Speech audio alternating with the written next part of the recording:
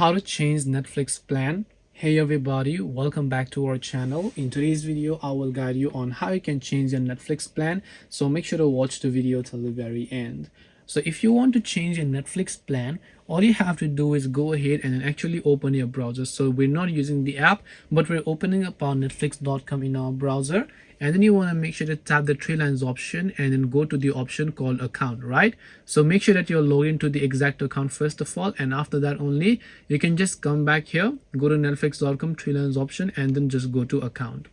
Once you go to account, scroll down over here, and here you'll find the option called plan details, right? So just scroll down over here, you'll find the option called plan details, and here you can see my current plan. Now you'll find the option called change plan. The reason you're not seeing the change plan in my case is because my payment method is currently on hold, which means my account is on hold. I have to update my payment method. But if your payment methods are just fine and your account is not on hold, you can tap on your plan and you can switch to any other plan, such as your 1080p plan, standard or basic or mobile or 4K plan, whatever else you prefer. This way you can change Netflix plan. Hope this video was very helpful. If you have got any questions, feel free to leave them down. Thank you for watching and see you in the next video.